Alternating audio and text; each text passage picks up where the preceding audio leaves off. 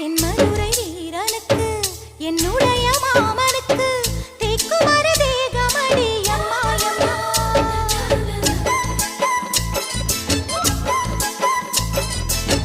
மாமன் பெற்ற பெண்ணுனக்கு மையெழுதும் கண் எதுக்கு என்னை வந்து கொல்லுதடி அம்மாயம்மா